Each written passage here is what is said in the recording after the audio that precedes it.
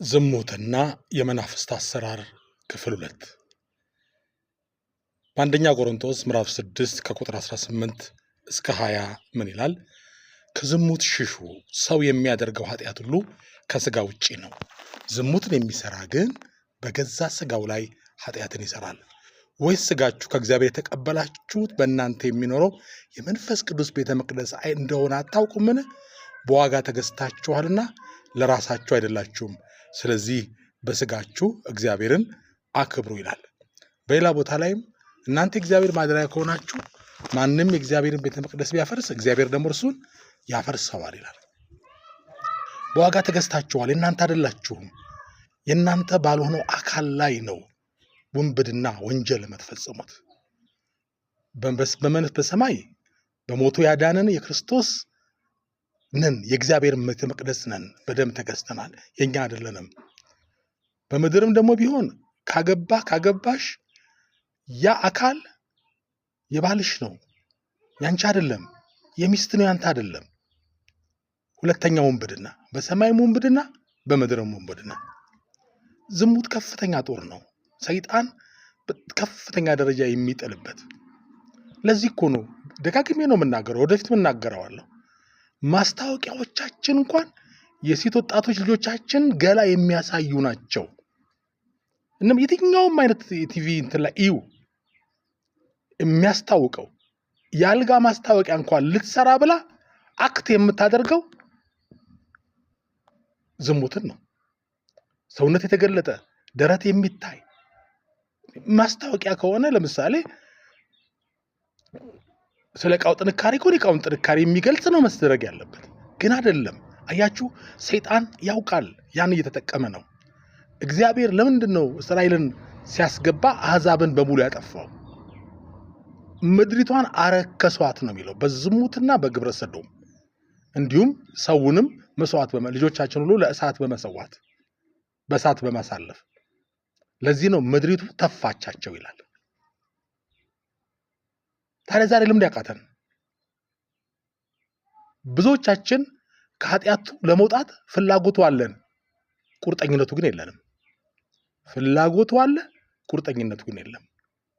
ለዚህ እኮ ነው እግዚአብሔር ነገር የሚጠቅምን ነገር ለማዳመጥ ይሰለቸናል። አስረዘምከው ይሉኛል፣ ግን ቲክቶክ ላይ እስከ ሙሉ ሌሊት ላይ ቀልድና ፌስ ከንቱ ነገር ስታይ ታመሻለሽ። ፍላጎት አለን። እኔ ከዚህ ኃጢአት መውጣት እፈልጋለሁ። መፈለግና መቁረጥ ይለያያል። የምታየው ፊልም፣ የምትመለከተው ነገር ሁሉ ምንድን ነው? ያው መንፈስ አሁን አንዳንዴ ሁሌም ነው ኃጢአት ሰርተህ ማስተር ቤትም አድርግ፣ ዝሙትም ፈጽሚ፣ ትጸጸቻለሽ፣ ታለቅሻለሽ። ነገ ደግሞ የበለጠ ትፈልጊዋለሽ። ለምን መሰላችሁ? እናንተ እኮ አይደላችሁ። አሁን የእናንተ ፈቃድ ዊል ፓወር የምንለው እየደከመ፣ ሰይጣን ደግሞ አቅም እያገኘ፣ ዝሙት ስትሰሩ፣ ኃጢአት ስትሰሩ፣ ማስተር ቤት ስታደርጉ አሉታዊ የሆኑ ተቃራኒውን ኃይል እየመገባችሁት ነው። ስለዚህ ሰው አቅም ያገኛል። ለዚህ እኮ ነው ጠዋት አልቅሰሽ ማታ ተመለሰሽ የምትገቢበት። ማታ አልቅሰህ ጠዋት እዛ ጋር ትገኛለህ። ሳትፈልገው እያደከምከው ነው። ያንተ ፈቃድ እያደከምከው ነው። ኖ የሚለው ውስጥ እኮ ይነግርሃል። ግን ምንድን ነው የምትመግበው? አንድ አባትን አንድ ሰው ጠይቃቸው፣ ከስጋና ከመንፈስ ማን ነው ብርቱ አላቸው። ልጄ ሆይ እንደመገብከው ነው አሉ። እንደመገብከው ስጋን ብትመግበው ስጋ ይበረታል፣ ነፍስን ይዞ ሲኦል ይገባል። ይህም ታውቅ አለበት። ቤተክርስቲያን ልትካፈል፣ ልትዘምሪ፣ አገልጋይ ልትሆን ትችላለህ። ሰይጣን አይደነግጥም። በጽድቅና በቅድስና ምንም እንዴ ከይሁዳ በላይ ባለጸጋ አለ እንዴ? አጋንንትም ያወጣ ያልሰራውም ተአምር ያላደረገው ምን አለ? ግን አጋንንት አግኝቶታል። ለምን? ጉዳዩ ልብ ጋር ነው ያለው። ቸርች መካፈል፣ ሌላ ነገር ማድረግ አለ። የልብ ቁርጠኝነትና ውሳኔ አለ። እንደነ ጴጥሮስ እኮ በቃ ባጠፋ ጊዜ ምርር ብሎ የሚመለስ አይነት ሰው ነው። ወገኖቼ ኃጢአት ከእናንተ እንዲወገድ ትፈልጋላችሁ? ዝሙቱ፣ ማስተርቤሽኑ፣ ፖርኖግራፊው፣ ሌላው እንዲሁ አስረቡት። ከዚህ ቀደም አንስቼዋለሁ። የእሳት አደጋ ሰዎች የሚያነሱት አለ። 3 ስቴፕ ይላሉ። የመጀመሪያው ማስራብ፣ እሳት ለማጥፋት፣ ሁለተኛው ማፈን፣ ሶስተኛው ማጥፋት ነው ይላሉ። የመጀመሪያው ማስራብ የሚባለው እሳት የበለጠ እንዲነድ የሚያደርገውን ነገር ከእሳቱ አካባቢ ማራቅ ነው ማስራብ። ከዛ በኋላ ደግሞ እሳቱን ማፈን፣ ከዛ ይጠፋል ማጥፋት። እናንተም ለኃጢአቱ የሚገፋፋችሁን ነገር አስርቡት፣ ፊድ አታድርጉት፣ አትመግቡት።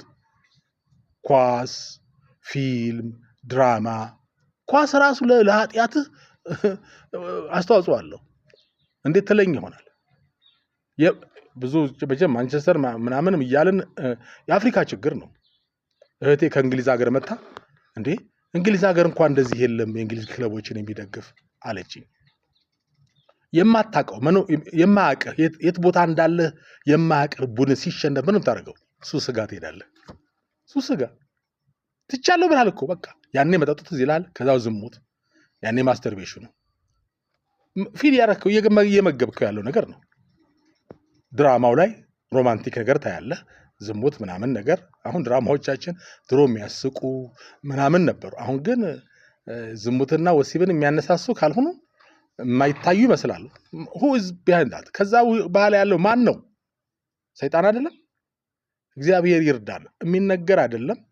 በዚህ ጉዳይ እግዚአብሔር ከረዳን ረጅም ጊዜ ስለሚፈልግ እግዚአብሔር ይፈቀድ አርብ 3 ሰዓት ላይ ላይቭ ተዘጋጅቼ ለመግባት እሞክራለሁ።